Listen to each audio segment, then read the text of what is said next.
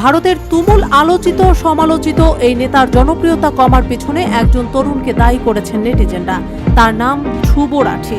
তিনি বড় কোনো রাজনীতিবিদ নন কোনো সেলিব্রিটি ব্যক্তিত্ব। তাহলে মোদির গদি নাড়িয়ে দেওয়া কে এই ধ্রুব রাঠি? ভারতের লোকসভা নির্বাচনের ফল ঘোষণা শুরুর পরপরই সোশ্যাল মিডিয়ায় ট্রেন্ডিংয়ে উঠে আসে একটি নাম, ধ্রুব রাঠি। ফেসবুক এক্সে ছড়িয়ে পড়েছে তার বিবৃতি, never underestimate the power of a common man. Dhruv Rathee একজন ইউটিউবার। গত কয়েক মাসে নরেন্দ্র মোদী ও তার দল বিজেপির কঠোর সমালোচনা করে একের পর এক ভিডিও তৈরি করেছেন তিনি। তার ভিডিও এতটাই জনপ্রিয় হয়েছে যে Al Jazeera, France 24, the Economist, Time magazine, the Telegraph, the Print, the Economic টাইমসের মতো আন্তর্জাতিক পত্রিকায় শিরোনাম হয়েছেন তিনি। কি আছে তার ভিডিওতে যা ভারতের মানুষকে মোদির বিরুদ্ধে এতটা খেপিয়ে তুলতে পেরেছে? ভোটের চূড়ান্ত ফল মোদী সরকারের 400 আসনের আশা ডুবিয়ে দিয়েছে হতাশায়।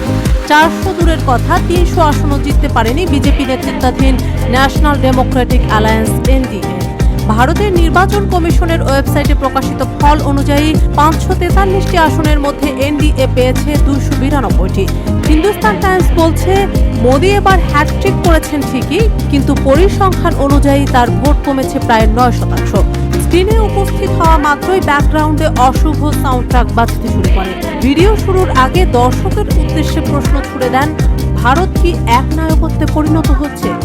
ধ্রুব রাঠির ব্যাখ্যা মতে, আপাততভাবে ভারতে গণতন্ত্র আছে বলেই মনে হয়। নাগরিকরা বিভিন্ন দলের মধ্য থেকে নেতা বেছে নিতে পারেন এবং কাকে ভোট দেবেন তা নির্ধারণ করতে পারেন, কিন্তু বাস্তবতা আরও জটিল। তিনি মোদী সরকারের দুর্নীতি, স্বাধীন প্রতিষ্ঠানের অপব্যবহার এবং মোদী সরকারের সমালোচকদের বিরুদ্ধে রাষ্ট্রীয়ভাবে ব্যবস্থা নেওয়ার মতো কয়েকটি ঘটনা তুলে ধরেন।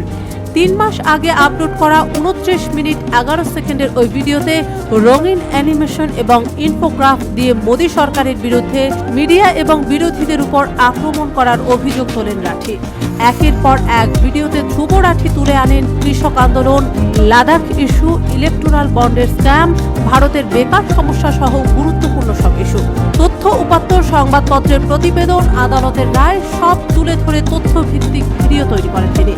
ভোটের চূড়ান্ত ফল ঘোষণার আগে সর্বশেষ ভিডিওতে ধ্রুব রাঠি বলেন, আমি জানি যাদের বিরুদ্ধে আমি কথা বলছি এটি পাহাড়ের বিরুদ্ধে এক লোকের কথা বলার মতো, কিন্তু আমি মনে করেছি এটা আমার দায়িত্ব।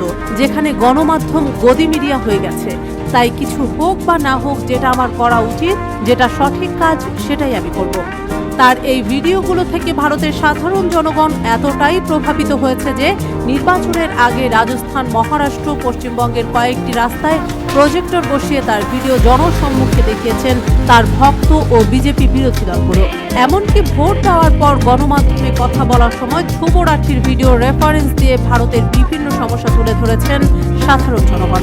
ধ্রুব রাঠির এসব ভিডিও এত ব্যাপকভাবে ছড়িয়ে পড়ার অন্যতম কারণ হলো তিনি কথা বলেন একেবারে সাধারণ হিন্দি ভাষায়। তার ভিডিওতে ইংরেজি শব্দ প্রায় নেই বললেই চলে, তবে তিনি ইংরেজি সাবটাইটেল যুক্ত করেন। এতে করে বাংলাদেশ, নেপাল, পাকিস্তান সহ বিশ্বের বিভিন্ন দেশ থেকেও তার প্রচুর সাবস্ক্রাইবার রয়েছে।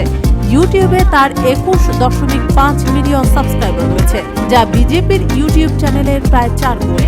নরেন্দ্র মোদীর ইউটিউব চ্যানেলে সাবস্ক্রাইবার রয়েছে 23 মিলিয়ন ও কংগ্রেস নেতা রাহুল গান্ধীর সাবস্ক্রাইবার রয়েছে 6 মিলিয়ন।